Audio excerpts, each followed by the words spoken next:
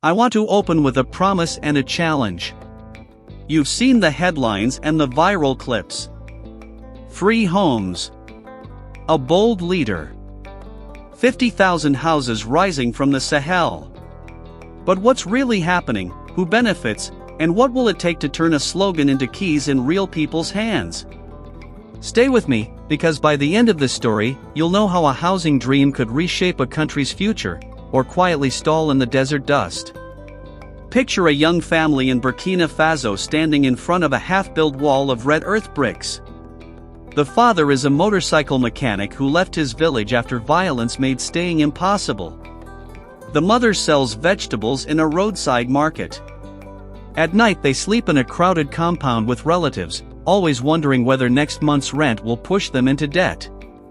Now, imagine that same family being told there is a path to a permanent home, not just a temporary shelter. That is the promise being discussed across Burkina Faso today. Let's step back. Burkina Faso is a landlocked country in West Africa navigating insecurity, displacement, and rapid urban growth. Cities swell as people move from rural areas in search of safety, work, and services. Demand for affordable housing far outstrips supply.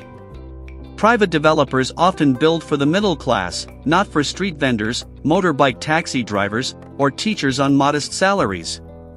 Meanwhile, sprawling informal neighborhoods grow faster than the pipes, roads, and schools that should serve them. Any national housing push must face this reality head-on. Now to the claim that has captured so much attention, tens of thousands of homes, with talk online that they'll be free. The idea of homes at no cost is electrifying, and it's why videos rack up millions of views. But good policy isn't built on viral edits, it's built on plans, budgets, eligibility rules, land titles, and a queue that ordinary citizens can understand and trust. That is the lens we're using today.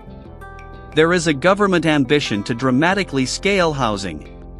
The broad contours point to a multi-year program, sites identified across dozens of localities, and a focus on making units affordable to low-income households and vulnerable people, including families uprooted by insecurity.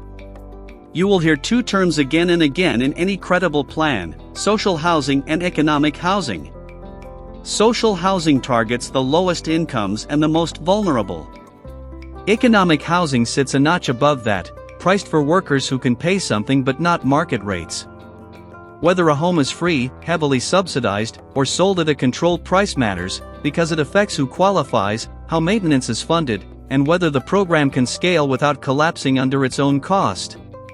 Let's talk materials and methods, because housing succeeds or fails in the details. In the Sahel, a smart approach uses what the land gives: stabilized laterite or compressed earth blocks for walls, concrete frames where needed, metal or fiber cement roofing, high albedo finishes to keep interiors cooler, deep overhangs to shade windows, and cross ventilation so people aren't forced to rely on expensive air conditioning that most can't afford. Multi-story buildings save scarce service land and can be paired with ground-floor kiosks that help families earn income right where they live. If a housing program uses efficient designs, standardized floor plans, and bulk purchases of materials, it can cut costs without turning homes into cookie-cutter boxes that people hate. But construction is only half the story. The other half is money. When people hear free homes, they imagine zero payments and zero strings. In reality, mass housing programs usually mix subsidies, low-interest loans, rent-to-own options, and public contributions like land and infrastructure. For the most vulnerable, especially internally displaced families, units might be allocated at no cost or with symbolic payments. For low-wage workers, a rent-to-own contract spread over many years can be life-changing and still keep the program solvent. The difference between a program that helps a few thousand families once and a program that helps hundreds of thousands over time is the financing model and how honestly it's managed. Management and transparency will make or break this dream. Citizens need a clear answer to simple questions. Who qualifies first? How do you apply? Where are the sites? What does each unit include? How much does a family pay, if anything? What happens if they lose a job? How are contractors chosen, supervised, and paid? Which agency maintains water, sewage, and street lights after handover? These aren't bureaucratic details. They are the guardrails that keep a social program from turning into headlines with no homes. There are signs of targeted projects aimed at internally displaced families, including clusters of homes near the capital and in other host communities. The concept is sound: build where schools and clinics exist or can be quickly added, integrate displaced families with host neighborhoods, and avoid permanent camps that trap people on the margins. That approach works best when the housing is paired with livelihoods, markets, training centers, microloans for small businesses, and transport connections that make commuting affordable. If you've seen those dramatic drone shots of massive new housing blocks that many accounts attribute to Burkina Faso, you should know that some of that footage comes from other countries and has been miscaptioned online. This matters. When we confuse people with recycled videos from somewhere else, we drain trust from the very citizens who need clarity the most. It also gives cover to bad actors who will point to fake news to dismiss real progress when it happens. That's why we separate the hype from the path forward. What would a credible pathway look like from the ground, not from a podium? Start with service land in each region, prioritizing places where families already work and kids already attend school. Use transparent tendering to select multiple builders so no single company becomes a bottleneck.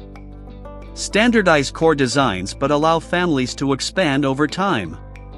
Build in phases, water lines first, then roads and drainage, then housing blocks. Publish beneficiary lists and selection criteria so people can see why a neighbor was chosen and when their own turn might come. Pair each site with a clinic room, a primary school, and space for small shops. Train local masons and electricians so every home creates jobs. Open a grievance channel that actually responds, not a mailbox that never gets checked. Let's talk price in plain language. For truly vulnerable households, especially those displaced by violence, a zero-payment allocation can be justified as emergency rehabilitation, often backed by humanitarian or partner funding. For low-income workers, the sweet spot is a monthly payment that feels like rent but slowly builds ownership, protected by rules that prevent quick flipping to wealthier buyers. For moderate-income households, capped price sales can cross-subsidize the poorest units. Layer in micro-mortgages, payroll deduction options for public employees, and a guarantee fund so banks have the confidence to lend at rates people can actually repay. If this sounds ambitious, it is. But ambition is not the enemy. The enemy is vagueness. If leaders want to convince citizens and the world that tens of thousands of homes will be delivered, show the map, the sequencing, the bill of quantities, and the list of contractors and financiers. Show the first families moving in. Show the maintenance budgets. Show the property documents that protect people's rights. I want you to meet 3 composite characters drawn from hundreds of interviews and reports across the region. First, Awa, a widowed mother of 3 selling cooked rice at a bus stop. If she gets a unit near a market and a school, she can double her sales and keep her kids in class. Second, Idrissa, a night watchman who shares a single room with 2 cousins. A rent-to-own unit would turn his monthly outlay into an asset. Third, Khadija, a displaced grandmother caring for 2 grandchildren after her daughter was lost in the conflict. For her, a fully subsidized unit could be the difference between dignity and despair. Programs that forget faces like these are programs that end up building walls, not homes. There will be objections. Some will say, fix security first and houses will build themselves. But housing is not a reward you give after peace, it is part of how you weave peace back together. Others will argue that free homes breed dependency. The answer is to be precise: protect the most vulnerable with full support, and give working families a ladder they can climb. Still others will insist that big numbers are just for show. The antidote is boring, relentless transparency. For viewers in the United States, here's the translation.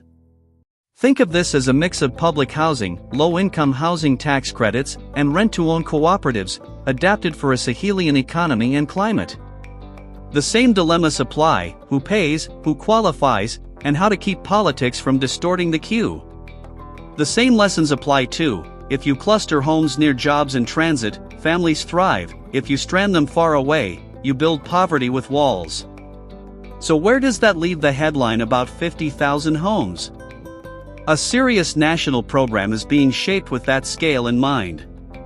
The focus, from what can be gathered, is on affordability and access for low-income and vulnerable households, and on building in multiple localities with more vertical construction to save land. Whether a specific unit is free, subsidized, or sold at a controlled price depends on which tranche a family falls into.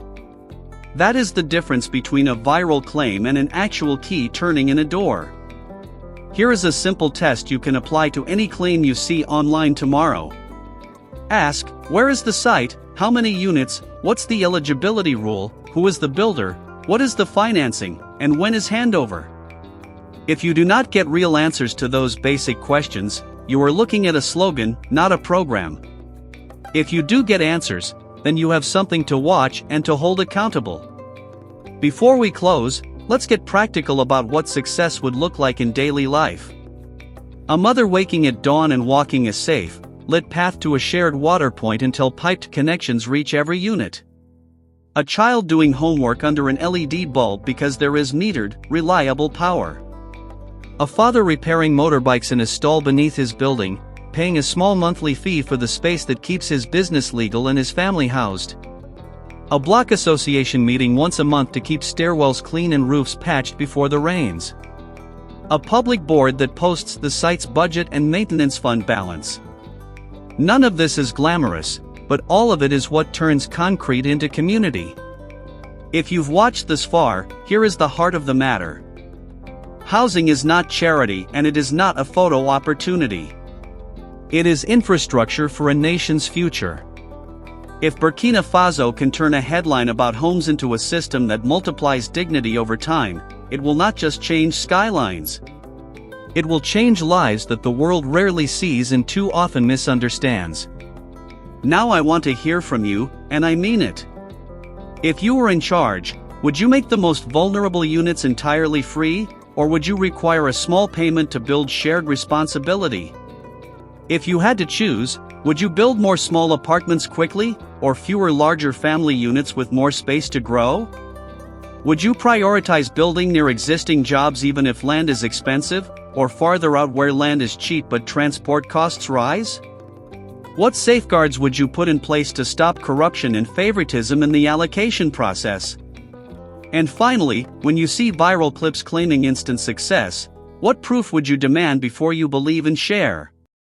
Thank you for spending this time with me and for thinking deeply about a story that deserves more than a headline. If you found value here, subscribe to AfriPol Lens, like this video, and share it with someone who cares about real solutions on the African continent. Drop your thoughts and your toughest questions in the comments. I read them, and they genuinely shape what we investigate next. If you want sources and updates as projects break ground and families move in, check the description where I'll post follow-ups so we can track facts, not just clips. I appreciate you.